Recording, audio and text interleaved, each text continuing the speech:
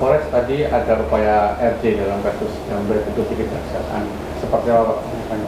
Oh ya, tadi memang hari ini adalah jadwalnya pelaksanaan mediasi di kejaksaan yang dilakukan oleh JPU, kemudian dengan penyidik Satlantas, kemudian dari keluarga atau pelaku laka lantas, kemudian termasuk PH-nya, kemudian Zoom dengan PH dari korban atau pelaku jambret atau korban laka lantas, termasuk ada tokoh dari masyarakat Kalasan, kemudian ada juga dari pemerintah daerah yang sama-sama di situ memediasi. Dengan hasil pada saat itu sudah saling memaafkan, ya. Namun nanti ada tindakan lanjut untuk menempuh jalurnya itu. Itu menurut yang hasil dilaksanakan tadi. Soal penetapan tersangka dan GPS itu yang dipasang. Oh ya, jadi begini, yang beredar kan kita melakukan penahanan. Jadi selama proses penyidikan, ya, Satlantas Polresta Sleman tidak melakukan penahanan. Ya, apalagi tadi ada yang menyampaikan GPS, yaitu kita tidak melakukan itu. Nah, karena selama proses penahanan sampai dengan tahap 2 kita tidak melakukan penahanan. Untuk pengumpulan barang bukti ini dan yang ditemukan di lokasi kejadian, apa saja ini barang bukti? Oh ya, jadi gini, penetapan tersangka ini berawal dari adanya keterangan ahli, ya, yang menyampaikan bahwa setelah melihat bukti-bukti dari CCTV yang ada, kemudian beliau amati, beliau pelajari, disitulah ditentukan bahwa perkara ini masuk not where assess atau pembelaan yang tidak berimbang. Maka dari itu penyidik memulai bahwa perbuatan itu adalah perbuatan melanggar hukum, kemudian dilakukan penyidikan. Penyidikan itu juga kita sudah menunggu proses mediasi yang kita lakukan, menawarkan kepada para pengacara masing-masing untuk atau PH masing-masing untuk dilakukan mediasi dengan baik. Tapi karena tidak ada hasil titik temu, maka proses ini tetap dilanjutkan karena dari pihak korban PH-nya menanyakan terus kepada kita. Pak, untuk bisa kronologis kecelakaannya seperti apa sih sebenarnya itu? Di medsos itu tidak ada senggolan, tapi gimana?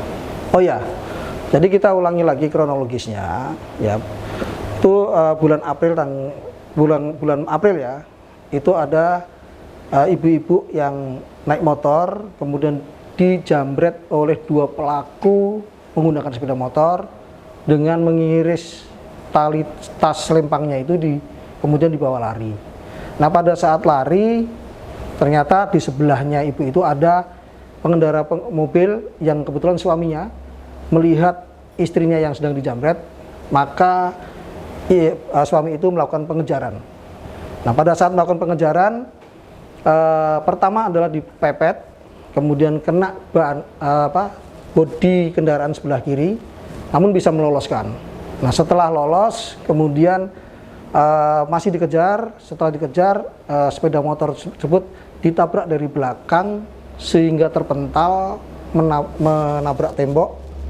Kemudian korban terpental dua-duanya meninggal di tempat. Untuk penetapan tersangka ini sebenarnya kapan, Pak? Penetapan tersangka dilakukan bulan September, ya. Jadi selama kejadian itu sampai dengan proses penetapan tersangka sampai dengan tahap 2, alhamdulillah ya, selama itu sebenarnya tidak ada komplain dari pihak yang kita jadikan tersangka. Pak, ini kan ada info dipanggil DPR nih Pak, ya, Polresta Sleman. Itu tanggapannya seperti apa Pak? Ya, kita apabila diminta untuk memberikan keterangan, ya kita akan sampaikan seutuh-utuhnya di sana. Siap ya Pak? Siap. Ya. Dan kenapa pihak tersangka ini tidak dilakukan penahanan dan hukum?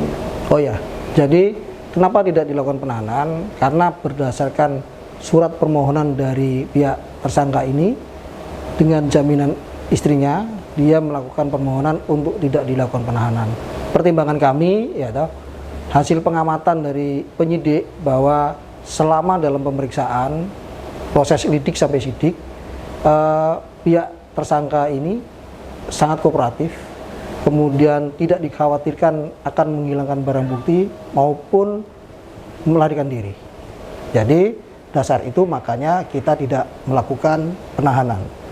Walaupun dari pihak lawan atau dari pihak korban laka lantas atau pelaku jambret itu, PH-nya mengirim surat kepada kami agar pihak tersangka tersebut dilakukan penahanan. Tapi kita tidak lakukan itu.